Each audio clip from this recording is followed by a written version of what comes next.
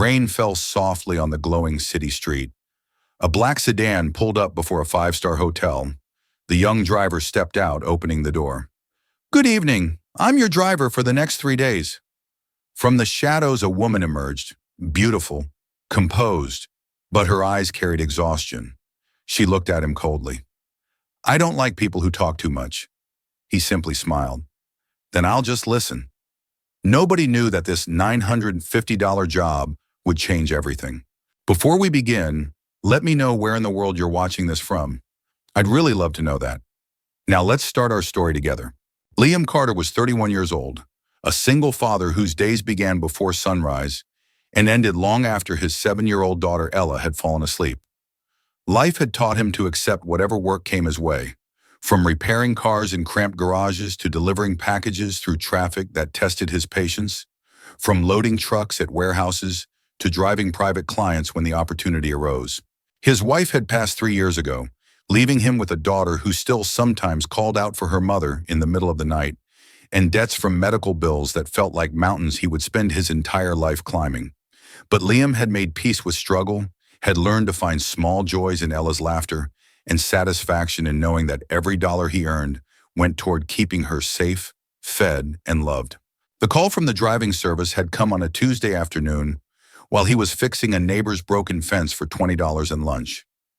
The dispatcher's voice carried the particular tone of someone offering a job they expected him to refuse due to short notice or demanding requirements. "We need a driver for 3 days. Private client, $950 total. She's a businesswoman just returned from America, very particular about professionalism and discretion. Are you available?" Liam had calculated rapidly in his mind. $950 would cover Ella's school fees for the semester, with enough left over for new shoes she desperately needed, but would never ask for because she had learned too young to recognize the worry lines around her father's eyes when money was tight. "I'm available," he had confirmed without hesitation, already planning how to arrange childcare with Mrs. Chen, the elderly neighbor who treated Ella like the granddaughter she missed since her own children had moved abroad. The preparation had been minimal, but careful. Liam washed his sedan until it gleamed under streetlights, vacuumed every corner, placed a small air freshener that smelled like clean cotton, and pressed his only white shirt and dark slacks. The photograph of him and Ella at her 6th birthday party remained on the dashboard where it always sat, a reminder of why he worked so hard and who waited for him to come home safely. Amelia Hart emerged from the hotel's golden entrance, wearing a tailored black dress and heels that clicked against marble floors, with the confidence of someone accustomed to commanding attention and respect. Her beauty was undeniable but distant, like admiring art in a museum behind protective glass. Everything about her presentation suggested wealth and power, from the designer handbag to the way she moved through the world as though it existed to accommodate her schedule. "Good evening," Liam said, opening the car door with the professionalism he had practiced during the drive to the hotel. "I'm your driver for the next 3 days." Amelia's assessment was immediate and thorough, her eyes scanning the car's interior, and his appearance with the kind of evaluation that made clear she had high standards and little patience for anything falling short of expectations. "I don't like people who talk too much," she said, her voice carrying the cool authority of someone who had learned that directness prevented misunderstandings and wasted time. "Just drive where I tell you, arrive on time, and we'll get along fine." Liam nodded, offering a small smile that suggested neither offense nor excessive eagerness to please.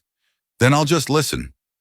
Something about his response made Amelia pause briefly before settling into the back seat, her phone already in hand as she began typing emails that apparently couldn't wait even for the short drive to her first destination. Liam started the engine smoothly, adjusting the temperature without asking, because the slight shiver in her shoulders had told him everything necessary about her comfort level. The city lights reflected off rain-slicked streets as they drove through evening traffic, the silence between them comfortable rather than awkward. Liam navigated with practiced ease, taking routes that avoided construction delays and maximized efficiency, without requiring confirmation that speed and discretion mattered to his passenger. It wasn't until they stopped at the first red light that Amelia glanced up from her phone and noticed the photograph on the dashboard. A little girl with pigtails and a gap-toothed smile, holding hands with a man whose expression radiated pure paternal devotion. Her typing slowed, then stopped entirely as she studied the image with attention that suggested genuine curiosity rather than polite interest. Your daughter? The question emerged softer than her previous tone, carrying inflection that made it sound more like wonder than inquiry. Yes, ma'am. That's Ella. She just turned 7 last month. Amelia's eyes remained on the photograph for a moment longer before returning to her phone, but Liam caught the subtle change in her expression through the rearview mirror. Something had shifted. Some invisible wall had developed the smallest crack, though whether that meant anything at all remained to be seen. The first day passed in professional silence, punctuated only by Amelia's directions and brief phone conversations conducted in the clipped tones of someone negotiating business deals where millions hung in the balance of carefully chosen words. Liam drove with focused attention, anticipating needs before they were voiced, adjusting temperature when she seemed uncomfortable, offering bottled water from the small cooler he'd brought without making a production of the gesture. It was during the second day that the carefully maintained boundaries began showing signs of strain. They had been driving for 3 hours toward a mountain resort where Amelia had scheduled meetings with potential investors, the winding roads requiring Liam's complete concentration, while his passenger alternated between laptop work and staring out the window at scenery that seemed to capture her attention, despite obvious attempts to remain focused on business. Have you eaten? Liam asked during a particularly straight stretch of highway, the question emerging naturally rather than as formal inquiry about client needs. Amelia looked up from her laptop with surprise that suggested she hadn't expected personal consideration from hired help. I had coffee this morning. That's not food, Liam observed mildly, his tone carrying gentle concern rather than judgment. There's a good restaurant about 20 minutes ahead if you'd like to stop. The drive after that gets pretty winding, and it's better not to be hungry on mountain roads. The logic was sound enough that Amelia couldn't dismiss it as presumptuous interference, though her hesitation suggested internal debate about whether accepting the suggestion would set precedent for familiarity she hadn't authorized. Fine, she agreed finally. 20 minutes. The restaurant was a small family establishment with checkered tablecloths and a menu featuring comfort food rather than sophisticated cuisine. Amelia's initial expression suggested this wasn't her usual dining environment, but Liam had chosen it deliberately because the food was excellent, and the owners were kind people who treated everyone with equal warmth regardless of how expensive their clothes appeared. They sat across from each other in a corner booth, the situation suddenly more intimate than the professional distance maintained within the car. Amelia ordered a salad with dressing on the side, while Liam chose the daily special without needing to review the menu. You come here often? Amelia asked, genuine curiosity replacing her usual businesslike tone. Whenever I'm driving this route. The owners, Mr. and Mrs. Chen, they're good people. They gave me free meals when I was really struggling after my wife passed. Never made me feel like charity. I try to bring them business when I can. The revelation about his wife emerged naturally, stated as simple fact rather than bid for sympathy, but Amelia's expression softened noticeably at the mention of loss that clearly still carried weight in his voice. I'm sorry, she said, the condolence sounding genuine rather than reflexive. How long ago? 3 years. Ella was 4. Some days it feels like yesterday. Other days it feels like different lifetime. Their meal arrived, interrupting the conversation, but not the subtle shift in atmosphere between them. Amelia found herself studying Liam with new attention, noticing details she had initially dismissed as irrelevant to their professional arrangement. The way his hands showed evidence of manual labor, but moved with careful precision. The slight fatigue around his eyes that spoke to someone who worked multiple jobs and probably didn't sleep enough. The genuine warmth in his smile when Mrs. Chen stopped by their table to chat. The car trouble happened an hour after leaving the restaurant, a sudden grinding noise followed by loss of power that forced Liam to guide the sedan carefully to the roadside before the engine died completely. Rain had begun falling, light at first but quickly intensifying into downpour that made visibility nearly impossible. I'm sorry, Liam said, already reaching for his phone to call for assistance. I'll have someone here as quickly as possible. But the mountain location meant the nearest tow truck was at least 2 hours away, and the temperature was dropping as evening approached. Amelia sat in the back seat watching Liam assess the situation through rain-streaked windows, his expression thoughtful rather than panicked, despite the obvious problem this created for her schedule. "I'm going to check under the hood," he announced, pulling on a worn jacket and stepping into the downpour without waiting for permission or acknowledgement.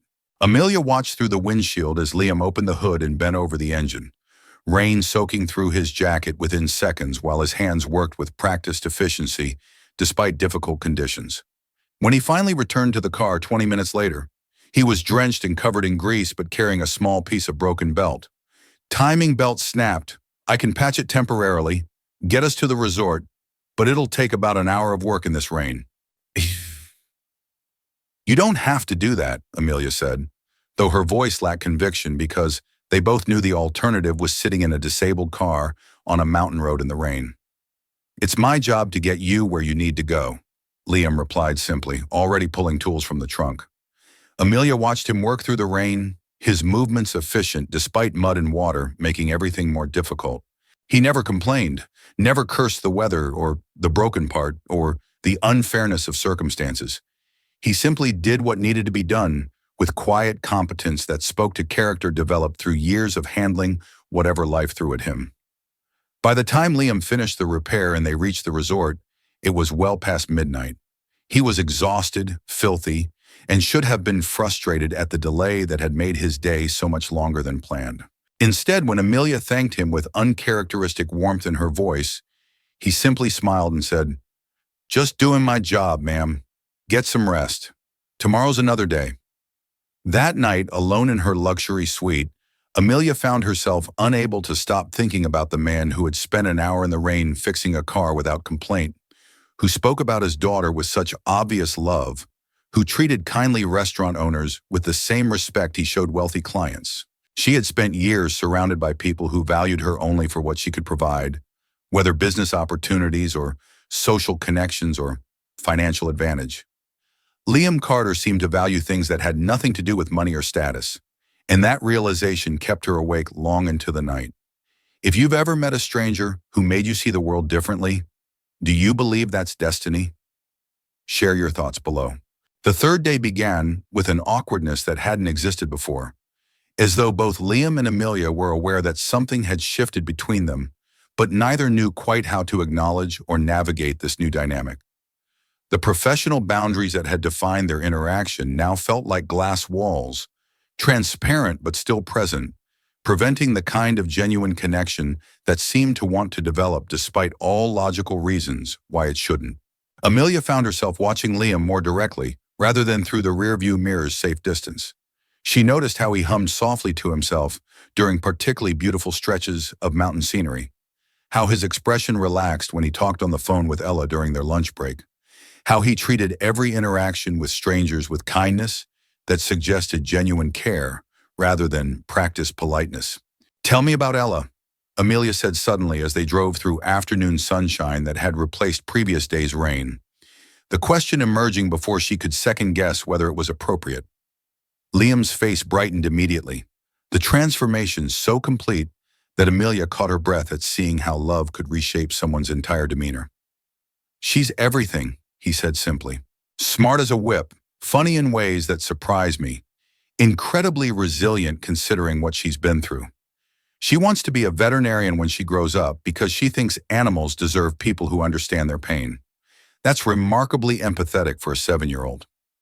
She learned empathy early," Liam said quietly, watching her mother struggle with illness, learning that sometimes love means sitting quietly beside someone when words don't help. "I wish she hadn't needed to learn those lessons so young, but I'm proud of the person she's becoming." Amelia felt something twist in her chest, recognition of the profound difference between Liam's relationship with his daughter and her own childhood, where parents had provided everything material while remaining emotionally distant. Would it be okay if I talked to her? On the phone, if that's not too strange. "How are you?" The request surprised Liam into silence for a moment before he smiled with genuine warmth. "She'd love that. She's been asking about the pretty lady in Daddy's car ever since I mentioned I was driving someone important." That evening, when they stopped at a rest area with mountain views that stretched for miles, Liam called Ella and handed the phone to Amelia with an encouraging nod. The little girl's voice came through bright with curiosity and unguarded friendliness that adults rarely manage. "Hi, are you the pretty lady?" Amelia found herself laughing, genuinely laughing, for the first time in months. I suppose I am. Your daddy tells me you want to be a veterinarian. Yes, because animals can't say when they hurt, so someone has to understand them anyway. Daddy says that's called empathy. Do you have empathy? The innocent directness of the question cut through Amelia's usual defenses. I'm trying to learn it, she answered honestly. I think your daddy's a good teacher. Their conversation lasted 20 minutes, ranging from Ella's favorite animals to her school projects, to her opinion that her daddy worked too hard, but she loved him anyway. When Amelia finally returned the phone to Liam, his expression held something she couldn't quite name, but that made her pulse quicken unexpectedly. As their 3 days together drew toward inevitable conclusion, Amelia found herself manufacturing reasons to extend conversations, to delay arrivals, to prolong moments that felt increasingly precious despite their temporary nature. She had always prided herself on emotional control and practical decision-making, yet here she was, becoming attached to a man she'd known less than 72 hours. On the final evening, as Liam drove her back toward the city where their arrangement would officially end, Amelia made a decision that felt both impulsive and somehow inevitable. I want to pay you extra, she said, pulling out her checkbook with hands that trembled slightly from nervousness she couldn't quite explain. You've gone far above the basic job requirements, the car repair, the thoughtfulness, just everything. Liam glanced at her through the rearview mirror, his expression gentle but firm. I appreciate the thought, but no thank you. We agreed on $950 and that's what I'll accept. I did the job I was hired to do. But you did so much more than that. I did what felt right, Liam corrected quietly. You can't put a price on that. Either something feels right to do or it doesn't. Taking extra money would change the nature of why I did those things. And I don't want that changed. The integrity in his refusal struck Amelia with force she hadn't anticipated.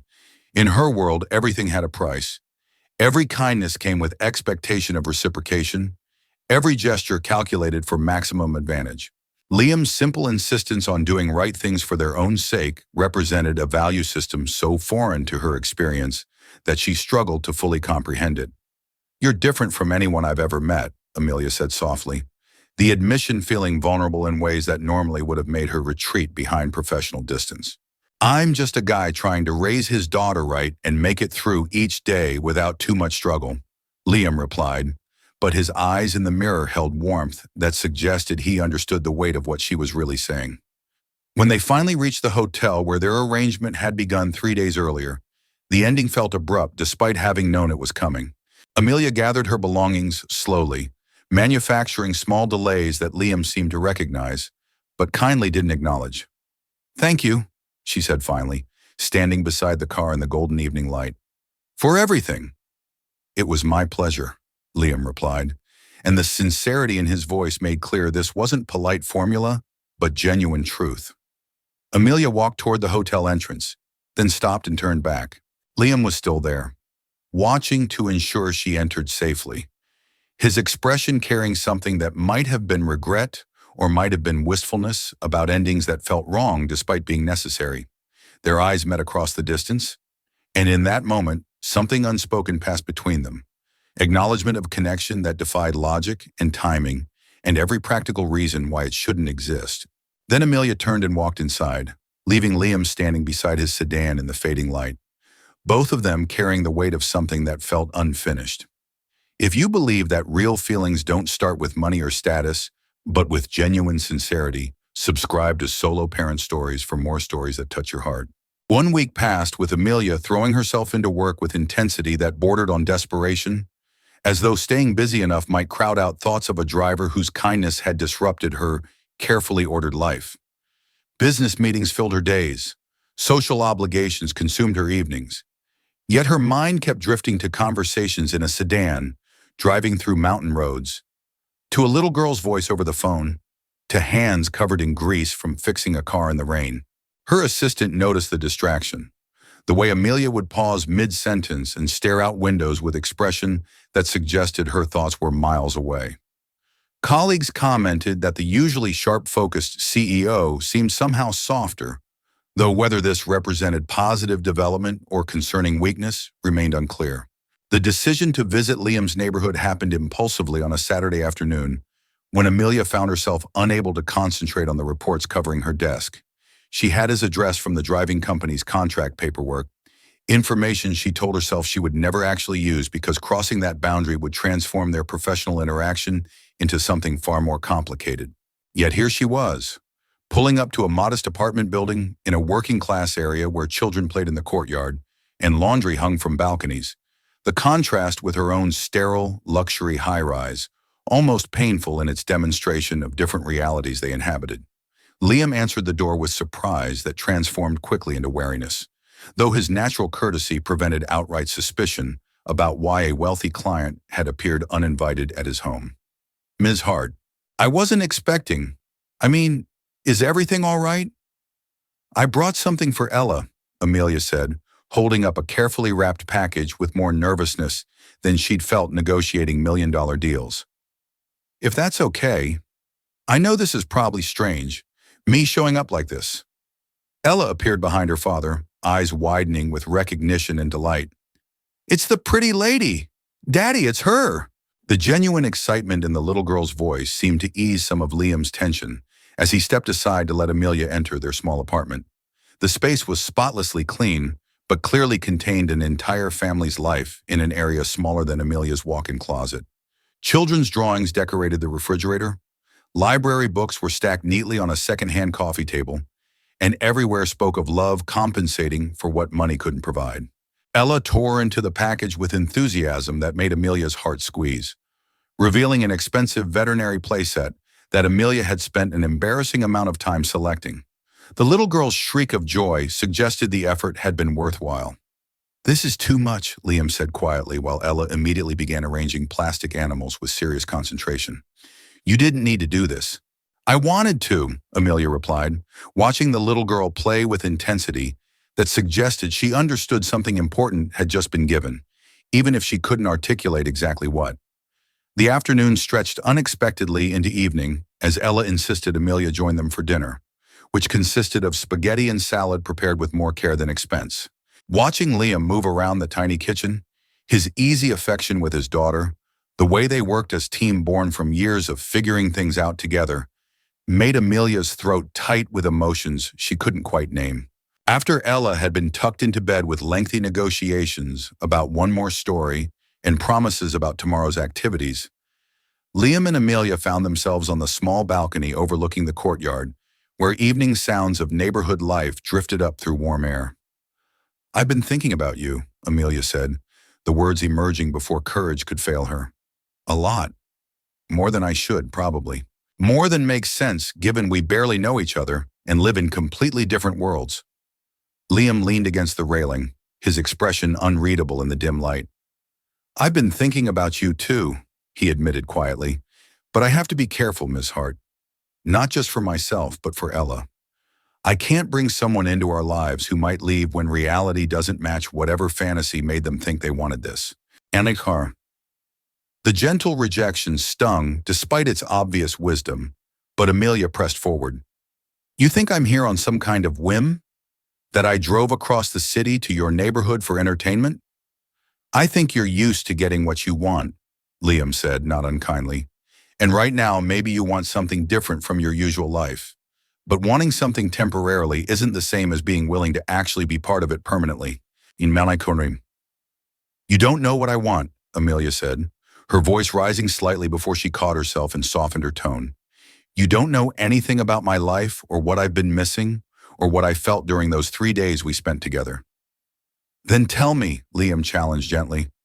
Amelia took a shaky breath, gathering courage to be vulnerable in ways her professional persona never allowed. "I felt alive. For the first time in years, I felt like a person instead of a position. You didn't want anything from me except, I don't know, maybe just to be myself. And your daughter looks at you with love that isn't transactional or conditional. And I watched you fix a car in the rain without complaining and thought, this is what real strength looks like.